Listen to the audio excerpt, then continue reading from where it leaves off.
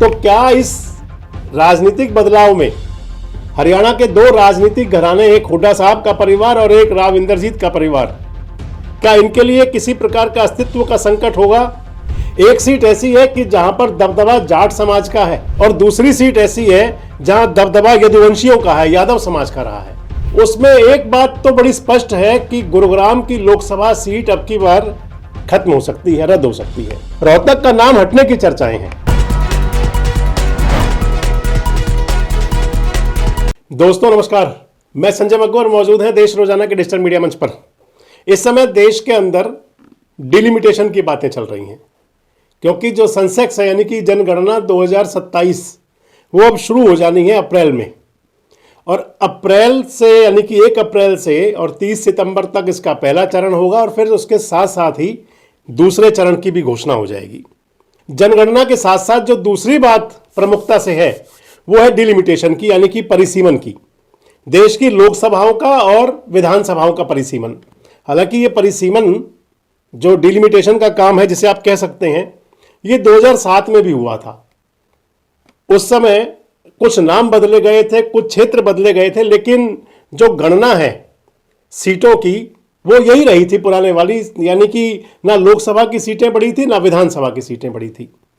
लेकिन अब यह कहा जा रहा है कि हरियाणा के अंदर जो परिसीमन के बाद में जो परिसीमन लगभग निश्चित है, उसके बाद में हरियाणा के अंदर कहा जा रहा है कि विधानसभा की सीटें जो हैं वो 117 से लेकर के और 124 तक हो सकती हैं, और जो हरियाणा के अंदर लोकसभा की सीटें जो अभी 10 हैं, ये 10 से बढ़ के 13 या 14 हो सकती हैं। इसके साथ ही एक बात बड़ी और प्रमुखता से चल रही है, जिसकी गॉसिप बहुत ज्यादा है। अभी गॉसिप तब तक कहा जाएगा जब तक सब कुछ जमीन पर ना उतर जाए। वो है कि क्या संसद के नक्शे से, यानी कि जो देश की संसद है उस नक्शे से रोहतक और गुरुग्राम ये दोनों सीटें हट जाएंगी क्या? रोहतक लोकसभा सीट और गुरुग्राम लोकसभा सीट, पूरी चर्चा करूंगा आपसे विस्तार से इसमें, क्योंकि दोनों ही लोकसभा सीटें ऐसी हैं जिनसे हरियाणा के राजनीतिक घराने बहुत हद तक प्रभावित हैं या प्रभावित होते हैं। एक सीट ऐसी है कि जहां पर दबदबा जाट समाज का है और दूसरी सीट ऐसी है जहां दबदबा यदुवंशियों का है, यादव समाज का रहा है। एक सीट रोहतक, जिस पर आज भी दीपेंद्र हुड्डा, कांग्रेस के जाट नेता कह लें, कांग्रेस के नेता कह लें और हुड्डा परिवार से कह लें, मैंने आपको बताया कि दो परिवारों का, तो हुड्डा परिवार का पूरा वर्चस्व, पूरा वहां पर दबदबा कायम रहा है रोहतक में। और दूसरी तरफ गुरुग्राम वाली लोकसभा सीट जो आजकल गुरुग्राम से नाम पे है, वहां पर ज्यादातर यदुवंशियों का बोलबाला रहा है।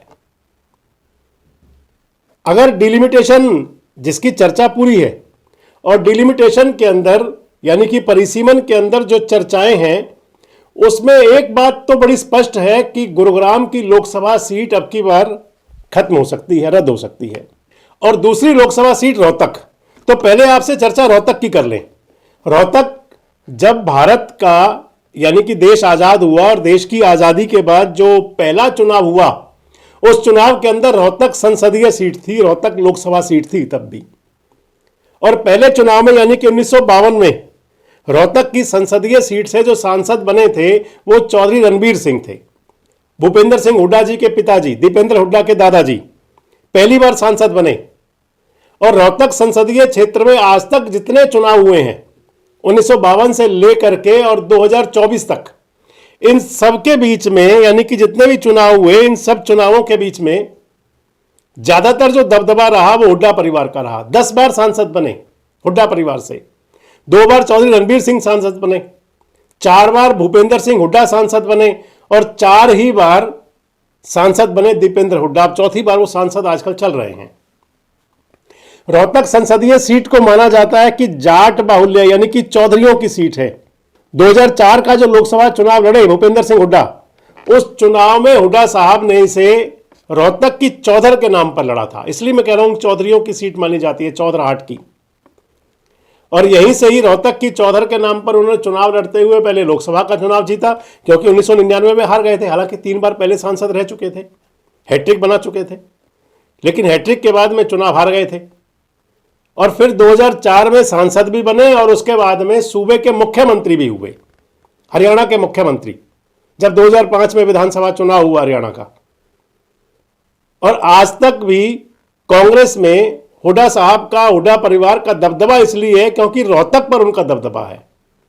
और अब अगर कहें तो रोहतक संसदीय सीट गायब हो सकती है, लोकसभा स्तर पर जो नक्शा है उस नक्शे से रोहतक का नाम हट सकता है, जो चर्चाएं हैं। कौन सा नया नाम बनेगा अगली कभी वीडियो में चर्चा करूंगा, लेकिन रोहतक का नाम हटने की चर्चाएं हैं। मैं आपको बता रहा था, एक तरफ हुड्डा परिवार, दूसरी तरफ रोहतक से ही, क्योंकि रोहतक सियासी राजधानी कही जाती है हरियाणा की। चौधरी देवीलाल रोहतक से सांसद बने, इसके अलावा और बड़े नेता सांसद बनते रहे, प्रोफेसर हरद्वारी लाल भी यहां से सांसद रहे, लेकिन ज्यादातर जो कब्जा रहा, दबदबा रहा, वो चौधरियों का रहा। और अगर ये चौधर वाली सीट जाती है तो हरियाणा की राजनीति के अंदर एक बड़ा परिवर्तन, बड़ा बदलाव आप समझें। दूसरी बात मैं आपसे कर रहा था गुरुग्राम लोकसभा की। अगर गुरुग्राम की बात करें तो यहां पर ज्यादातर यदुवंशियों का कब्जा रहा। 1 नवंबर 1966 को हरियाणा का निर्माण हुआ था। उस समय जो गुरुग्राम की लोकसभा सीट थी वो अपने अस्तित्व में हुआ करती थी। 1977 में गुरुग्राम बन गई थी महेंद्रगढ़ लोकसभा का हिस्सा, और 77 से 2007 तक, यानी कि 2007 का जो परिसीमन हुआ, जिसमें 2009 में चुनाव हुआ पहला, तब गुरुग्राम खुद में एक लोकसभा सीट अलग बन गई। गुरुग्राम लोकसभा सीट से आज तक जितने चुनाव हुए, उन चुनावों में 10 बार अकेले राव इंदरजीत सिंह का परिवार जीता। आजकल राव इंदरजीत सिंह खुद सांसद हैं वहीं से ही।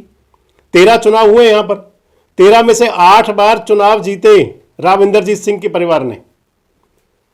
पहला जो चुनाव हुआ था 1961 के दौर में, उस समय अब्दुल गनी डार चुनाव जीते थे। एक बार यहां पर जाकिर हुसैन चुनाव जीते।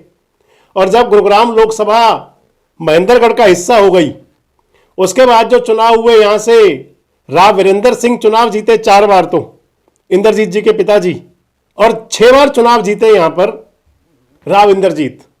यानी कि 15 चुनाव टोटल हुए। 15 चुनाव में से 10 चुनाव राव इंदरजीत के परिवार ने अकेले जीते। आजकल राव इंदरजीत सिंह खुद सांसद हैं और केंद्र सरकार में मंत्री हैं। उनकी बेटी जो है आरती राव, वो हरियाणा सरकार की वजीर हैं। तो मैं बता रहा था कि इस सीट पर, गुरुग्राम की लोकसभा सीट पर, चाहे वो महेंद्रगढ़ के अंदर रही और चाहे गुरुग्राम अलग रही, यहां पर ज्यादातर जो दबदबा रहा वो परिवार का रहा। यादव परिवार में भी राव वीरेंद्र सिंह का, और बाद में राव इंदरजीत, उनके बेटे, मैंने बताया 6ठी बार सांसद हैं लगातार। अब बीच में जो लोग नेता सांसद बने, उनके अंदर भी सुधा यादव सांसद बनी, वो भारतीय जनता पार्टी से। कर्नल राव राम सिंह सांसद बने, वो भारतीय जनता पार्टी से 2 बार, वो भी मेंबर पार्लियामेंट रहे। यानी कि कब्जा यहां पर हमेशा जो रहा यदुवंशियों का रहा। अब अगर गुरुग्राम लोकसभा सीट हट जाती है तो उस स्थिति में कौन सी लोकसभा सीट नई बनेगी, किसका पार्ट होगा गुरुग्राम का बचा हुआ एरिया, वो आपसे बाद में बात करेंगे। लेकिन इतना जरूर है कि एक यदुवंशियों की सीट और एक चौधरियों की सीट जो प्रॉपर उनके नाम से चली आ रही है, वो अब की बार संसदीय नक्शे से हट सकती है। अगर ऐसा होगा तो फिर, क्योंकि आपको बताया कि हरियाणा की राजनीति में बड़ा बदलाव होगा, तो क्या इस राजनीतिक बदलाव में हरियाणा के 2 राजनीतिक घराने, एक हुड्डा साहब का परिवार और एक राव इंदरजीत का परिवार, क्या इनके लिए किसी प्रकार का अस्तित्व का संकट होगा? क्या हरियाणा की सियासत के अंदर जाट समाज का, चौधरियों का और यदुवंशियों का दबदबा कुछ कम होगा? क्या होगा नए परिसीमन के बाद, और परिसीमन होगा भी या नहीं? कमेंट बॉक्स में जरूर बताएं। जुड़े हमारे साथ, देखते रहें देश रोजाना। हमारे साथ जुड़े रहने के लिए सब्सक्राइब करें देश रोजाना के YouTube चैनल को, और नई वीडियो की नोटिफिकेशन पाने के लिए बेल आइकन जरूर दबाएं। अगर आप ये वीडियो Facebook या Instagram पर देख रहे हैं तो पेज को लाइक और फॉलो जरूर करें और ज्यादा से ज्यादा शेयर करें।